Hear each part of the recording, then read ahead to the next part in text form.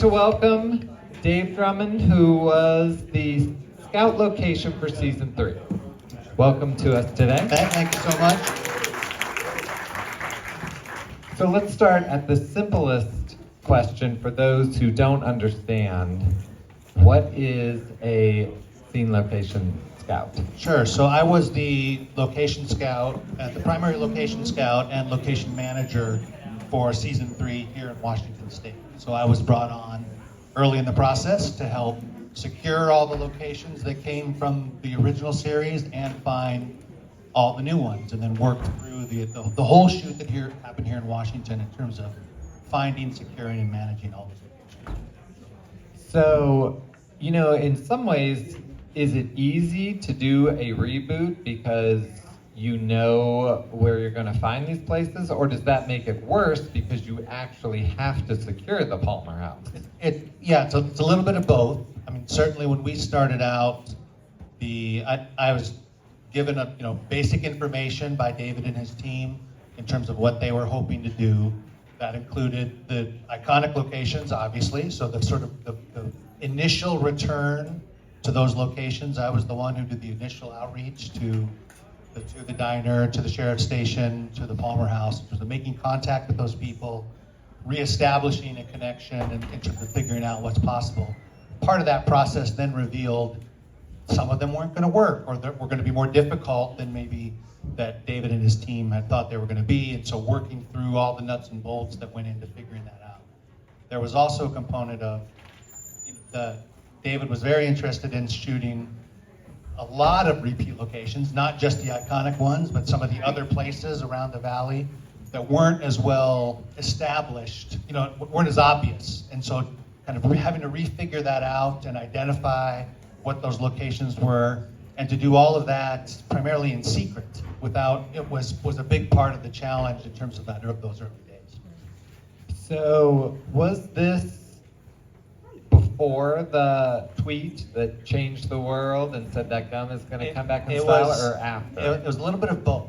So I was contacted, and I'm going to not get the timeline exactly right now either, but right when that was going on initially, I had some initial conversations. They brought me on. I did sort of an initial round of stealth location scouting in terms of just getting out into the world up here and getting an understanding of what they might be able to do, but then got pulled back. So what must have been before, because we started and stopped, and then but then resumed the work again.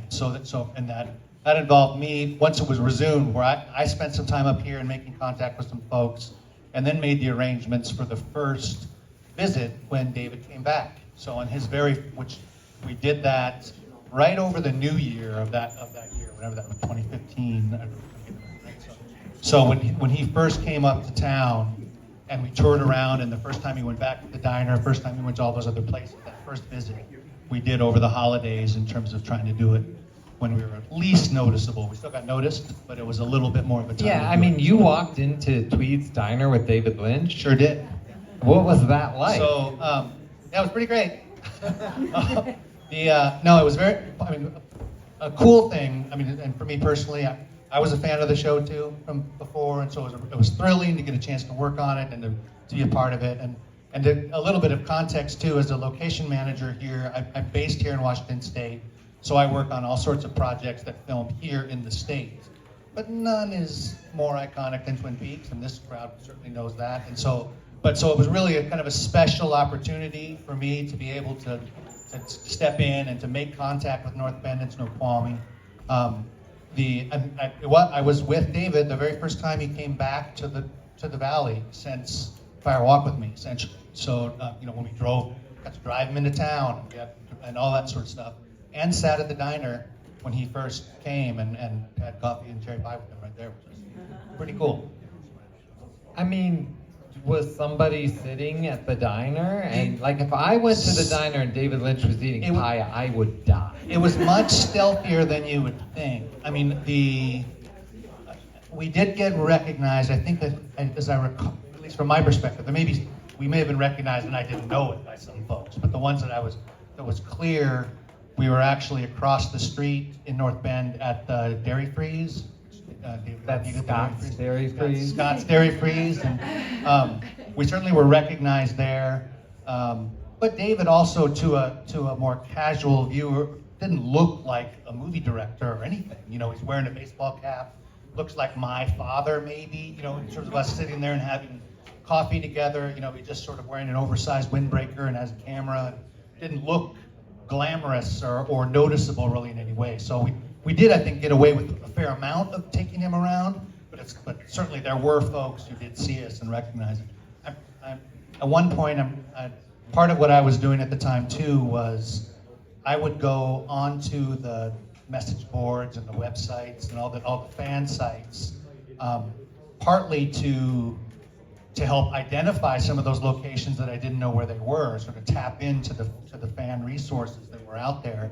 I had to do all that stealthily. I mean, I had signed a non-disclosure. I couldn't reveal to anyone what I was doing. But by doing that, I also was able to kind of keep tabs on the sightings, because certainly it was not, you know, it was a day later that Twin Peaks Archive or these other sites were announcing David Lynch spotted in North Bend. So I was able to like sort of monitor that and react to that a little bit. And that process continued all the way through production. I would be on those sites to see what people were saying and discussing, and we would adjust our plans a little bit when we needed to and sort of go back and forth with the fans that were up there. To me, one of the most iconic places is the Palmer House. Many of us here have been lucky enough to see it because Mary crazily opens her doors to people.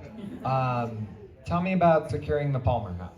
And in what order, like, was that a priority for David? It was definitely on the short initial list, right? I mean, you know, the places he wanted to get right back into, and that one, obviously, you know, the house in Everett.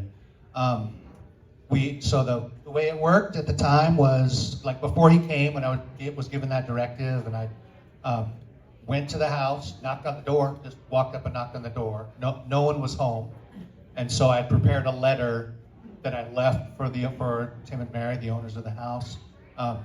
And it's tricky because, like, even in that letter, I could not reveal, but showed never, you know, part of location scouting in general, or part of the way that I go about it, is I want to be as inclusive as possible. And on a normal project, I want to be able to say, hey, a movie shooting here. We'd love to have your, you know, be a part of this, and here's what it is, and let me tell you about it, and that sort of thing. I couldn't do any of that. And so I wrote sort of a generic letter saying, we're interested in your property for an upcoming project and this and that. Please reach out to me. I made plans. If they did not respond to that, you know, I would return the next day or 2 days, you know, sort of would have to just kind of keep knocking on their door. As it happened though, I remember I left the house, drove home that evening or whatever it was, and at that time, then I got a call from Tim Reaper that night. He got it right away. Was a fan, knew what I was about. You know, he knew, and so started the conversation with them then. They were very accommodating and opened the place right up. I visited it the next day, and that was that. I mean, in terms of the initial contact. What about the Salish? As far as they do the drone flyover for the opening credits, is that something that you have to secure as well? Yes. So, I spoke with the Salish themselves as well. And in those early days too, the early parts of the Scout, it was not clear yet what locations we really were going to shoot. You know, among the, you know, we were discussing at the time far more of the show that ended up being here too was potentially here, and I wasn't fully looped in. I mean, in terms of like the detailed inner workings of what David was thinking of what's going where. But just by the assignments I was given in terms of the data that I was asked to collect, there was all sorts of things on the table in terms of different versions and sort of ways that it might be constructed here in North Bend and Snoqualmie.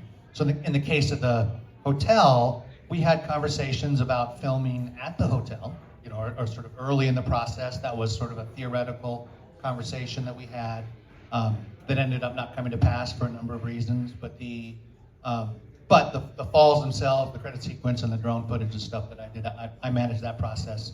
And it's trickier. It wasn't just a matter of asking the hotel for permission to do those sort of things. We have to get permission from the local tribes, from the Department of Wildlife.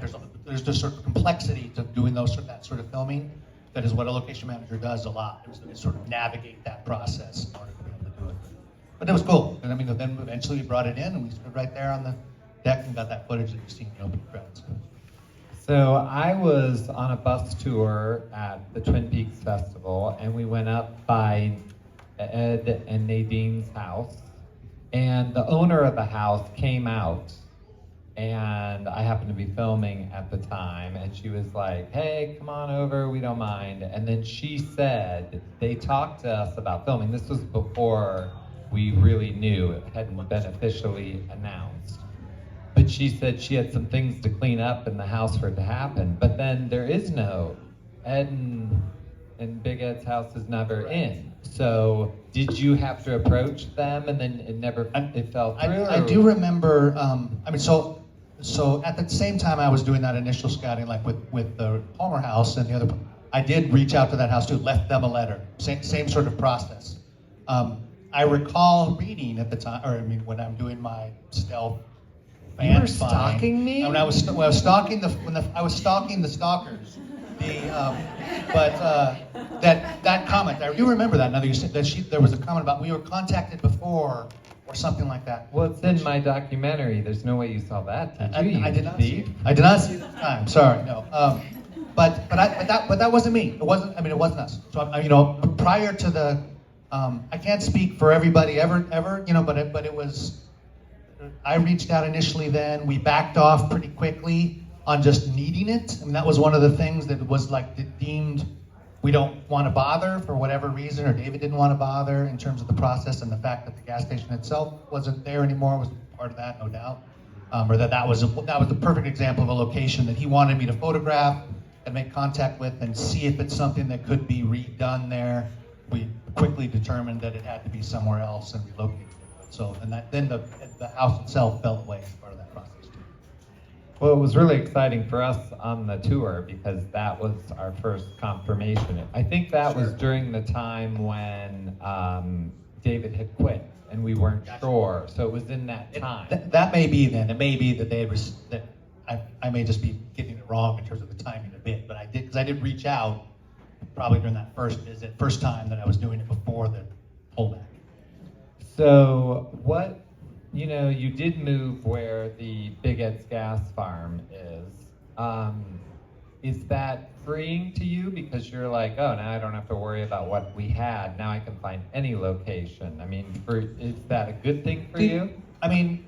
It certainly can be. It was another very unique thing about working on Twin Peaks relative to other movies or TV shows that I work on is typically, so to describe the typical process first. So I'm brought on very early in the process when pre-production is starting and someone has decided they want to or they want to consider filming in Washington State. They'll hire me or hire someone like me to help them sort of solve that problem and figure it all out.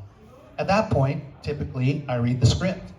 And then I'm engaged with the director and the producers on the content of the script in terms of saying, and then provide that level of feedback. Well, here's some suggestions. I think based on your need for a gas station, I think we could do this, or here's some ideas.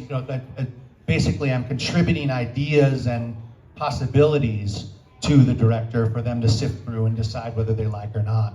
In the case of The Return, though, I didn't read the script. I was not, and that's a very awkward thing for me in terms of the work I was trying to perform. I would only be going off of the notes or the feedback that David as producer more often Sabrina would give me the sort of, here's what we need, this, that, and the other thing, and I'd ask, what is it for, to try and just get a little bit more information. They would sort of be very, especially early in the process when they were getting to know me personally, they were very cagey about what it was that they needed it for. So it was more difficult to find other locations and things like that, in terms of in the case of Ed's, okay, so we need to find a replacement for Ed's once that was figured out, but then is the shape of the building more important to them, or the fact that it actually has gas pumps more important? And these are the sort of things that I sort of had to, through trial and error, just throw things at them and allow them to just give me yays and nays, basically, when it came to that sort of thing. So it was a little bit of both is the answer to that question in terms of trying to find. Once we presented that there was the transmission place that you guys are probably familiar with, there are a lot of folks familiar with now. It was great. I mean, then he said, perfect. We're going to put our sign up here, and that's that. It was like it was great once we decided, but it was just sort of had to deal with a lot of vagueness, especially in those early days. The convenience store was built in this area. Did you have anything to do with that as far as finding where they're going to build that? And like, if you don't have a script, are you thinking, oh, we'll get a 7-Eleven? And you're like, oh, that's not the convenience store. That's right. So yeah, yes, I was. I mean, in terms of identifying how and when that was another example of initially I was tasked with scouting convenience stores and gas stations and actual places of all types. And also that was well outside the valley here. That's another note, I mean, in terms of our discussion. In the earliest days, we knew that obviously we were gonna come back here for the big ones, but it was much more of an open question in terms of where everything else might be. And in terms of here in the Northwest. So on one of those initial tours that I did with David and Sabrina, we toured virtually every small town here in Western Washington. We went over to Eastern Washington. We looked at a lot of locations over there for stuff that I didn't know at the time, but after seeing the show, realized that a lot of the South Dakota bits we were talking about as possibly doing in Eastern Washington, and so things like that became, or there was a much wider search when we started. And in terms of for the convenience store, it was once we got more into production, not into pre-production and where the other folks are involved, the production designer and other people are in part of the conversation, that it crystallized as we want to build this. We want it to be a place that we're just constructing, because then we're going to deconstruct it and take it with us back to the studios. And so then that changed. Every convenience store I had scouted, every gas station that we had considered fell away, and it became, we need a place. We just need a physical place where we can do that. So I found that and secured that. Well, I just think that's so funny, because someone who wouldn't know, like, and you would think you're looking for a convenience store, and then you'd be like, and they'll sell cream corn. Like, what? Sure. I mean, that's just such a strange thing. Yeah. Like, I can't imagine that set not being built. But it's cool it was done here. So how many places do you think that you searched for that ended up being filmed in LA? Because I know, like, the grocery store that Sarah Palmer was supposed to be filmed here, but then it moved to LA, and I may have walked down that exact aisle pushing the cart. Don't judge me. But I'm assuming you looked for that, which actually is a liquor store. That's right. There's a lot, honestly. I mean, in terms of there was some things that fell away in the earliest days. I mean, before we got into the real planning and pre-production stages. Other stuff that changed as we were shooting or as we were in those last days of preparation, just based on the reality of the schedule of what we're doing. Once they had crystallized, whatever, it was 5 weeks here, I think, or something to that range, in terms of the number of days we shot here in Washington State, and they construct how we're going about that. Some locations then just didn't make the cut. They realized we don't have time, given the budgetary constraints and other constraints that we have, so it has to be done later. Or other things got pulled in, or a lot of the things that'll happen in production is like during that scheduling process where we realize we've got a day or 2.5 days of filming at the Palmer House, for example. Like, that's the volume of filming we need to do there. So now we have a half day, and you don't just go down. You don't just take a half day off when you're in production. It's too expensive to stop. So it's like we must fill that half day in a way that's logical. What sort of things can we put there? That involved like some scenes that we shot in Everett that were originally going to be in North Bend, for example. Things like that, just little things that were pulled because it's like, oh, we got a half day, we got to fill it, and we got to be within 10 minutes of the Palmer House because that's where all 100 of people are going to be filming. So let's make that work. That was that as an example, the sort of thing we'd have to work with. Well, I mean, I know you can't necessarily answer this because you didn't pick the Palmer House in the pilot, but I always think it's so weird that house is in Everett when the rest of it was here. But you must have that in your job. Like, why is there that distance when you're filming a place? Yeah, I don't I don't know what, just in terms of that specifics, I'm not sure why, other than just a general knowledge. So I wasn't working as a location scout in the 90s when that was occurring. And I couldn't speak with the location managers who did the job because I couldn't reveal what I was working on. You know, so, but speaking in general, even now, you go back to places that you're familiar with. And so there was a lot of filming occurring in Everett in the early 90s. The TV show called The Fugitive, that shot, the sort of remake of The Fugitive from the early 90s, shot a lot in Everett, which is right around the time of Fire Walk with Me. And, you know, so just that sort of logically suggests that some of the same people were associated or you knew the area. These sort of things are what led to the original visit, you know, going there to look.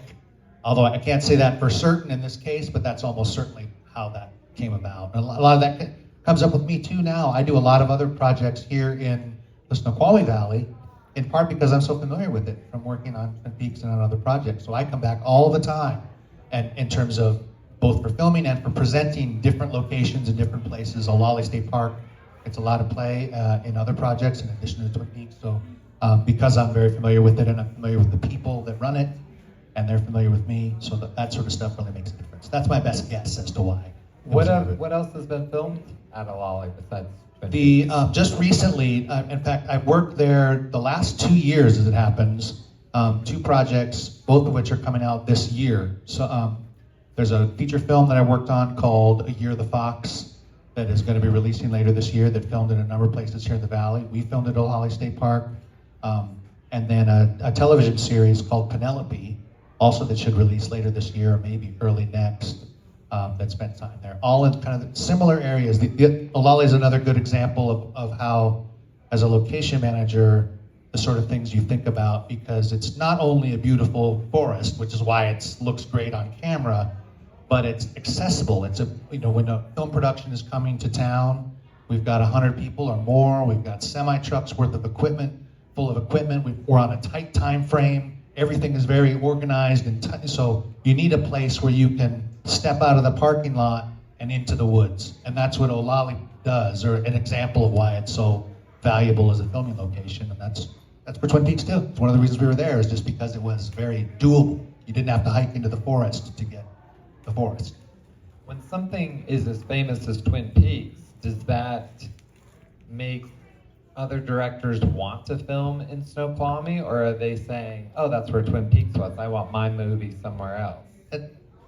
It's mostly people want to go elsewhere. I shouldn't even say that. It depends on what we're filming. You know, no one else films the Double R, right? So, for example, right? So when both projects, we did film in downtown North Bend, right there.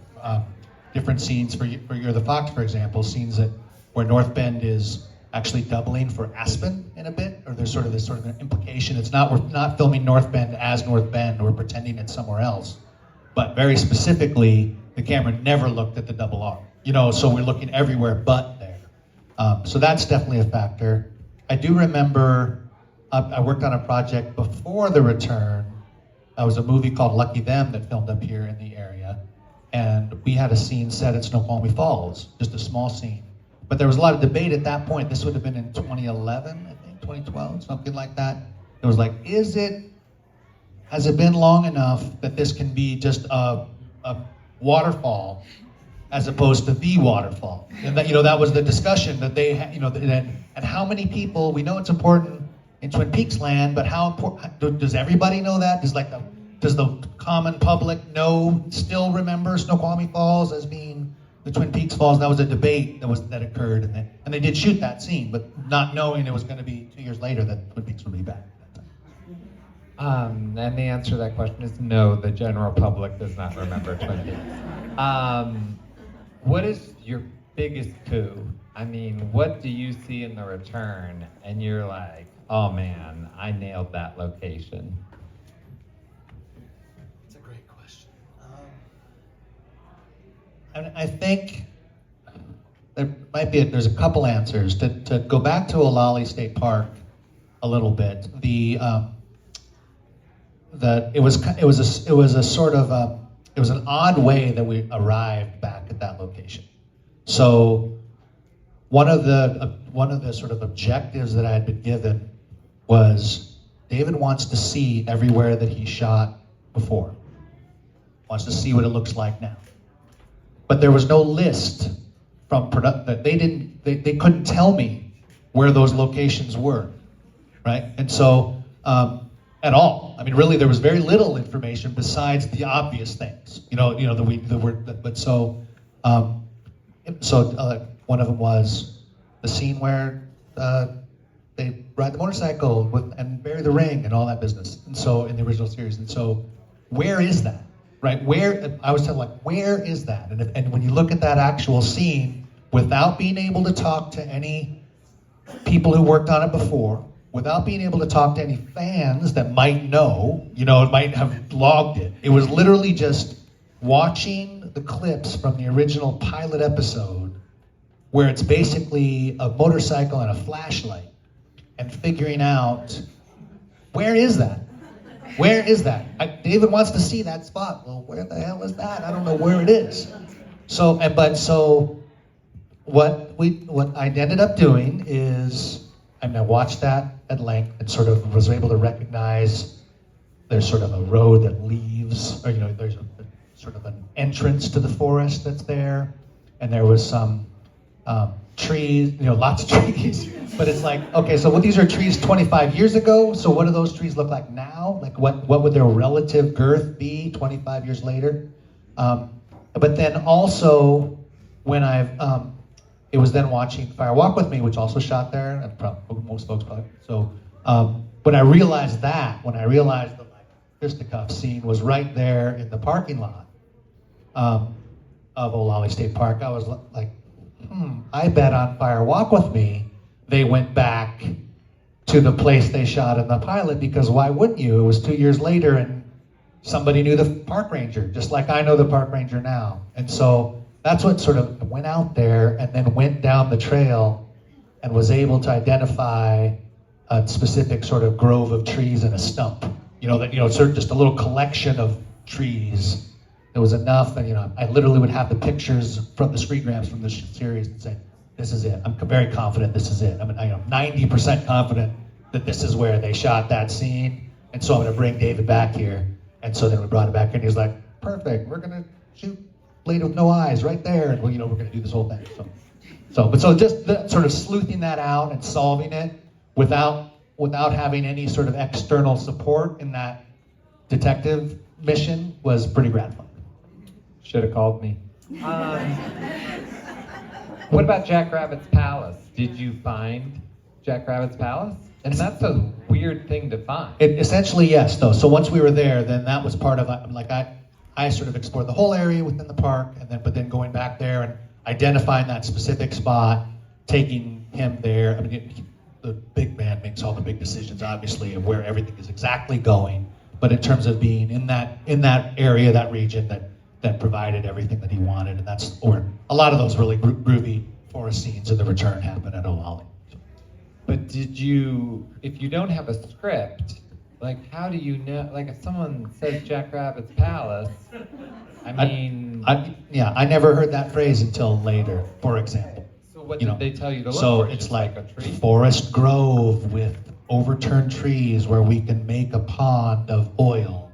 That sort of super generic, and later I did, after I'd been working with the team for months, and then I got a lot more information. They were more comfortable just sort of telling me more about what was happening, but it still would be that sort of feedback, that sort of thing, was just like, this is what we kind of need, or I remember another thing he was telling me, I need to be able to move my camera really slowly through the trees at a height of 8 to 10 feet, and it needs to be exactly the sort of spot where I can do this. And but basically that was also at the Olali State Park, in a different place in the park, but just sort of identifying kind of a hallway of trees was the description that I was given, and so that you could get the specific shot going down there that's used in some of those back and forth shots between that and the Red Room. So when you do Mike Nelson's scene in insurance, what would you have known about that? Because it's really just an office, but it is across the street from Tweed's, and I might have knocked on that business and say, can I take a picture? But, you know, it could be anywhere in the world. I just don't understand how you would start out that assignment. I think that's also one of the interesting things that where it was different on Twin Peaks or different with David than with other directors is there's a lot of things that he obviously really cares about, you know, in terms of really wants to be exactly as he's pictured, and a lot of things though that he doesn't, and that he really does. It's sort of an interesting dichotomy. You know, he's like, of course we need to have this avenue down the trees that I described, you know, long conversations about what that's going to involve. But then it's like, oh, also we need an insurance office. I don't really care where it is. You know, so, you know, I don't really care what it looks like. Just, you know, he still approved the eventual choice, but he wasn't there wasn't the same back and forth on a place like that. And the fact, that's another perfect example of, we're shooting 7.5 days at the diner. We got a half day that we've got to, or, you know, 3 hours that we need to fill. So let's do the insurance scene. It must be close by. So therefore, we went right across the street. You know, just as an example, practical. Place. Nadine's too. Right there in that same. That one he liked though. He like pointed and said, I would like That's the other thing that a director will occasionally do. It's very hard for a location scout. Is he'll just look at something and see it and say, I want to shoot right there. And so then it's my job to go actually make that happen. You know, make it work, which usually works, but not always. In this case, it did. The owners were receptive, but that was David pointing. He wanted that right across from the net. So I feel like the town has sort of changed its opinion about Twin Peaks just through my time being here. They've embraced it, they haven't.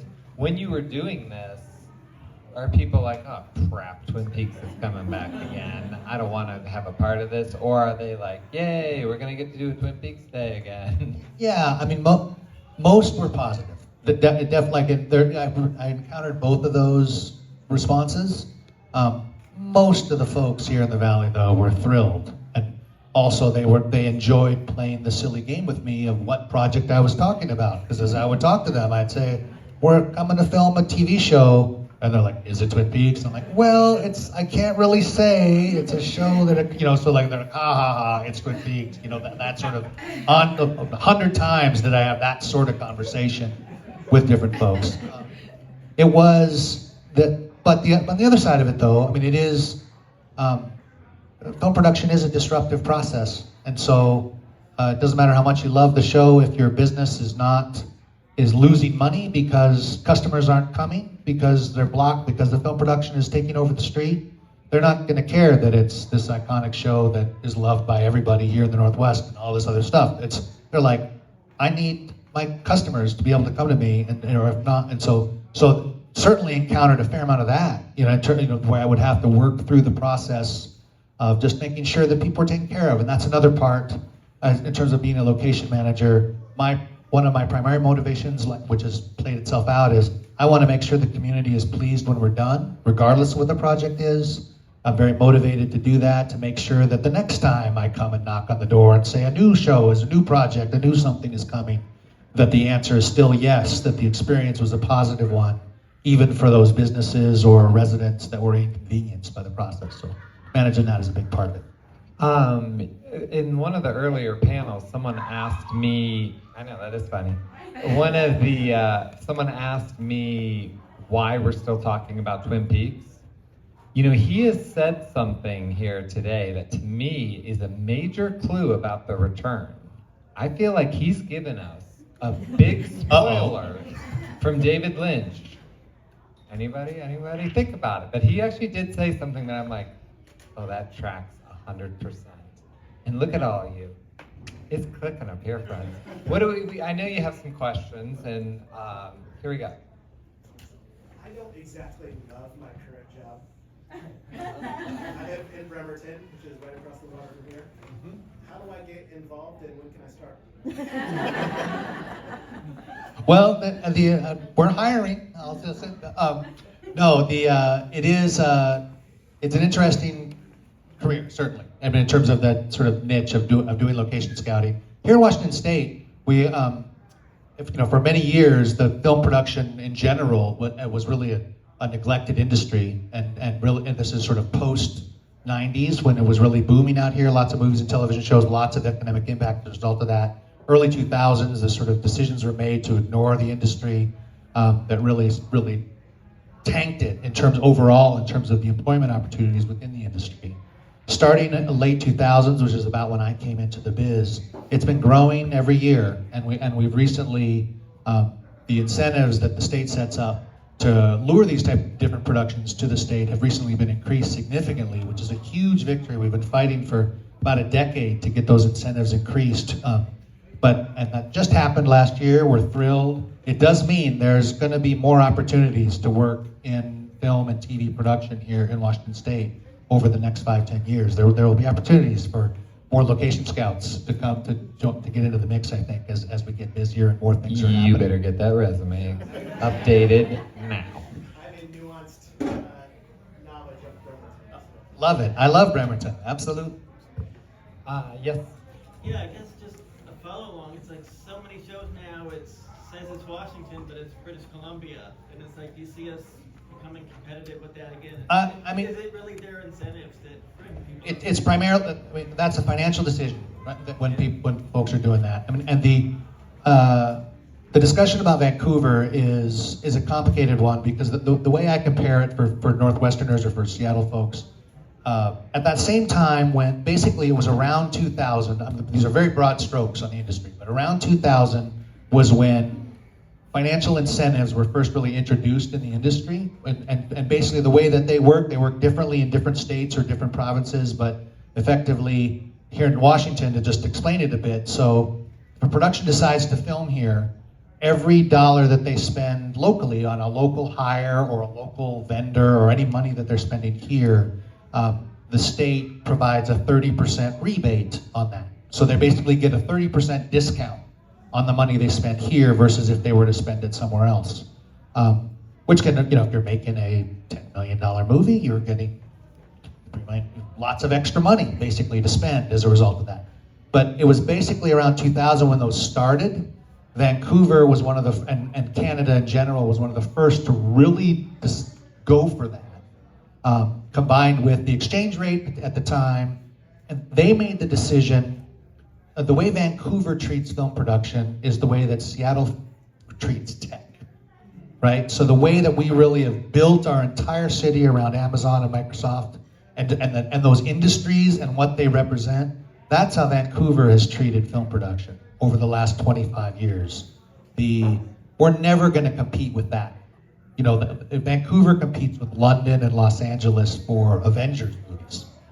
Washington has no intent or capability to compete with that. But in terms of, there's still plenty of room for Washington to do much better than it's been doing, and to certainly recapture the majority of projects that are set in Washington. Don't need to go to, Batman still won't come here, they're gonna go to Vancouver. But the next project, or theoretically those projects that do want to film in Washington, if they've got enough financial incentives, and we're able to demonstrate to them that it's a viable opportunity for them, that they can hire the right people, that there's enough, all those sorts of things, then I think we will see more and more of those projects, or less and less go to Vancouver for scenes that are, when you're looking actually at Seattle or looking actually at Washington State. Don't you just love craft? Like, you can tell this man knows his craft, and even if you don't even have that job or understand it, I just love craft. Yes, John? I assume when you were doing all the early scouting, I assume when you were doing all the early scouting that you would have favor in your snows to see on the launch. Is that right? And I don't know if you can say at those early stages, do you think from what you heard they might do more out there than what they ended up doing? Yeah, it certainly, that was another one on, the short list of the iconic places included, a lot, 100%. And pretty cool personal experience. I got to take David back there too. So the first time he strolled on that beach, which is just kind of a groovy thing to experience. But ultimately it was just determined to be too far away. those pressures. The show wasn't. It didn't have all the money in the world, in spite of all of David's clout. We still were operating under a budget that was smaller than projects that are similar. There was a lot of pressure to get things done in a short amount of time here. And so things like that, like in order to go out to Kiana Lodge, would have involved relocating this entire company for at least 2 days at a minimum, which the money and the effort that involved was determined not to be worth it relative to just being able to get other things elsewhere. I do know that we were like still trying to include it. We had a second unit, a B-roll unit with no actors. We were going to go out there and do some other things. I spent a lot of time actually on a lot of B-roll that ended up not getting shot or not getting used, but just different things I think he was trying to keep as much in the hopper as possible when it came to some of those things, but just ultimately determined that it wasn't enough of a value relative to the other decisions he had to make. And I say he is they, the entire team that was making those decisions. Very cool. Another question? Yes, sir. Has modern technology made your job easier or more complicated? I'm thinking like instant communication. That's a great question. Is it easier or harder with new modern technology? Both, certainly. I have trouble envisioning how this job was performed before Google Maps, right? Just the straight up, like I get a request for a dozen different things. I'm able to go online first and get a handle on where I'm going and all that sort of stuff. 30 years ago, that wasn't possible. You'd literally just have to go out and with printed maps and all that sort of stuff. So there's lots of things that I can't imagine. Same with instant communication. It adds more to what there's more expected of me and folks like me because they're able to get feedback quicker. Again, 30 years ago, a location scout, or if you look back at the original series, would have been a location scout taking pictures, going to a 1 hour photo place, getting them developed, putting those in an envelope, labeling them, overnighting them to a director who's in Los Angeles, who would look at them, provide feedback, call with that information back. You can just picture how much slower that is now versus what I'm able to do electronically. But as a result of that, they expect more. They expect that they'll see things at the end of the day. They'll expect that they'll see things just, that's the process has changed. And also, there's plenty of things now, though, that it's changed how we scout in terms of recognizing that digital effects can be used for different things. So no longer do we necessarily need every single thing for a given shot. For a given project, we can recognize this is perfect for the 50% of it, but we can add the waterfall in the background or whatever they want. Some other piece can come in digitally. Changes sort of what sort of directives I receive from the production. Very cool. Any more questions? Yes, Sharon? Scott, are you going to tell us what he said that is a clue? Right? I would never talk down to a group of scholars. It's just not my style. I'm going to tell everyone but you. Any other? Do we have more questions? Carl, you must have a question. You're a local. How do you do? How do you represent your town? Very well. I don't have any specific questions, but he had some stuff that I need to go double check my own understanding where some things were. So. Yeah, for sure. Where's the tour guide? Did he leave? The guy who does the tours? Israel? Yeah. He left? He did not want to be shown. He's at the bar. Is that where he is? Yeah, that's fine. Don't get him. My God, he's drinking. All we need is a drunk tour guide. Is there a place that maybe we don't know that you think, oh, this is like a secret thing that they didn't realize? Yeah, I can't. It's a tricky question for me to answer. I can answer it a little bit. I do think I don't know what everyone knows. What the community owes. I know the obvious stuff. Do you know where the convenience store was? I think Mary does. Okay. Another one that I wondered would be there's a warehouse where Balthasar Getty does the dime trick. That sort of weird. We're inside. I don't know where that You know is. that scene? You know the one I'm talking about? That enough Yeah, information? of course. Yeah, we know this. Yeah, but does that describe that? So that was one. That's in Everett. Yeah. So that's an example of, and the location itself isn't even really there per se anymore, but that was an example of one of those half days that I mentioned where we recognized there's something that we were in Everett, we had to stay in Everett. It was initially going to be an outdoor scene. It was written to be, or that it was going to be occurring outside. And so I had identified basically a green belt because it was like a forest road, basically, Twin Peaks Road sort of thing. And then so we had that all lined up, and the morning of it was too much rain. So that became on the day, literally on the day, getting the directive that this isn't going to work. We want to shoot, Dave. We want to shoot this inside. Can you find me the place inside to do it? And at 7 o'clock in the morning, and we're shooting it at 3 o'clock in the afternoon. So we had to run around in Everett and find a warehouse-ish place in order to do that. But I think that's part also. I recently rewatched that scene, which just reminded me of this whole thing.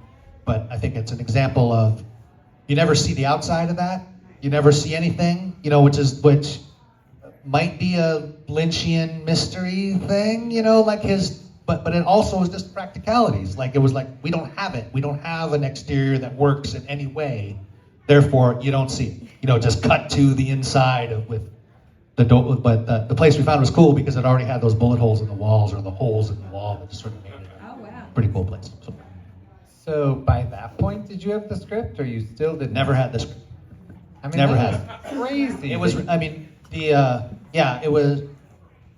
was strange that I never did, but part of it was because the protocols around it were so strict. Everyone who read the script, we all signed a non-disclosure, but also like you never got a copy of it. The people who did read it had to go into a special room and read it only in that room. You couldn't take pictures of the script, and there was this whole process. So that was part of it, but it also was. But all that said, it still was tough. I mean, it doubled the complexity of my job, not having an understanding of really what we're doing besides quick conversations or little descriptions. Occasionally, David would draw something for me, which was kind of cool. Just like little sketch, like this is what I'm talking about. I want a car to go here. And this is. Can you find me a place that does that? Did you keep that? I did. That's good, because I would have too. I mean, why would you not? No, it's not much, but those sort of. So it was strange. That made it challenging, definitely. Do you think another director could pull that off? Like, if it wasn't David Lynch, would you be like, dude, give me the script? Yeah, absolutely. It was highly unorthodox for a location manager in my position that with the responsibilities I was being tasked with to not happen. That was unique. Like I said, it's never happened on any other. Worked on 20 other shows, and I've always read the script, and I always have been part of the conversations about it. So that made it unique. Yes, ma'am. Is there any interesting story you could tell the group about hanging out with David Lynch? Sure. There's a couple cool things. I mean, those initial scouts, those initial drive arounds were pretty cool. When I originally knew he was, so I hired to work for a couple weeks or whatever, sort of get ready for them, and then they're like, okay, we're coming on this day, and so we're going to drive around. Want you to take us to every place of the iconic ones, and then we want to look at all these other places. And they had said, Sweden said, now also David's a smoker.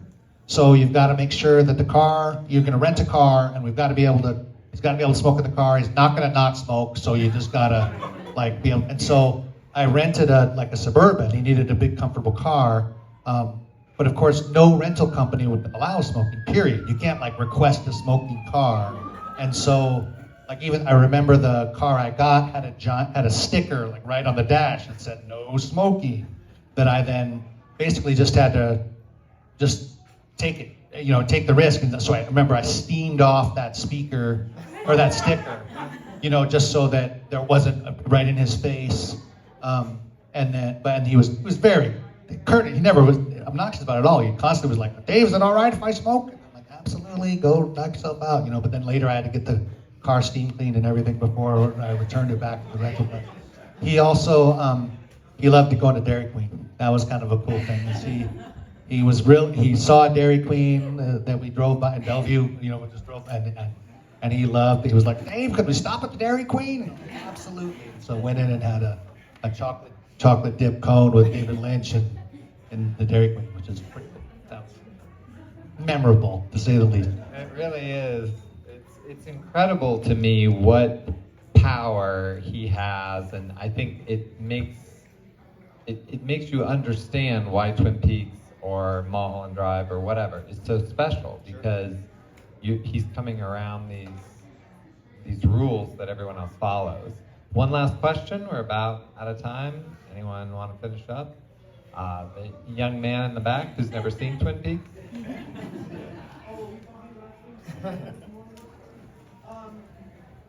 Double R diner remodel. Yeah. Any input on that? Do you know what was going to happen?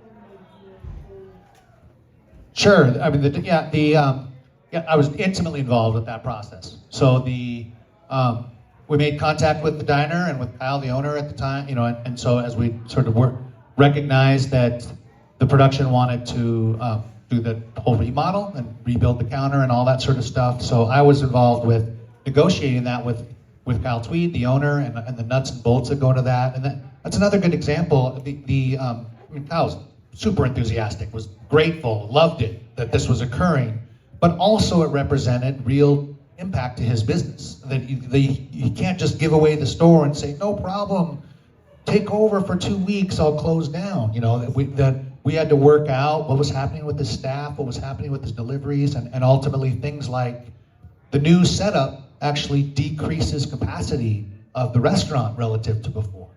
And so recognizing that, and recognizing that as groovy as it is to have a TV show associated with your restaurant, is also like trying to sell pancakes to as many people as possible now, years later, and that was going to impact how it was affected. So just those discussions, being very sensitive to that, working out agreements that reflected that information, and then the actual rebuild, the actual closing down of it, and the team that came in and did the demolition and stuff like that. That was all. I'm not swinging a hammer, but I'm the one that was sort of coordinating that whole effort when it came to the dimension, and working with the production designer who had designed the new interior, or the new old interior, and so working with Ruth to figure out how that was all going to work and how long it would take, and all the sort of stuff that went into that. So.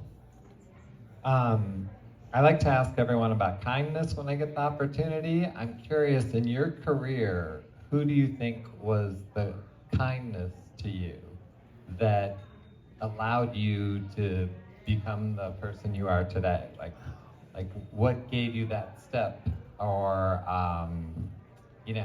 put you on this path? Yeah, this is in Twin Peaks, I guess. I started out in doing location work, not really knowing that I was gonna grow up to be a location manager. But I was working in film production and trying to figure out my way around, and I met another location manager who's retired now, who was the original location manager for Grey's Anatomy, and it's one of the shows that filmed in Seattle. And he brought me in, sort of just, we had beers one night sort of thing, he got to know each other, and then a couple months later he invited me, he said, hey, I'm working on Grey's Anatomy, do you want to come help me? And it was a big step forward for me. We became good friends. He retired not long after that, and I continued to do Grey's Anatomy, continued to do those shows, and it sort of inherited that work and the relationships with those people from him, and it really was a pivotal moment in my career. It's also when I sort of woke up and realized, I guess this is what I'm doing. It's not a part-time thing or not something that I'm sort of feeling my way. Now this is what I'm doing, and I'm going to be doing it for years. And those sort of things led to ultimately getting a phone call from Twin Peaks and other projects like them. What was his name? Dan Dusick was his name. Well, thank you so much. This was great. I loved it. Thanks so much, everybody.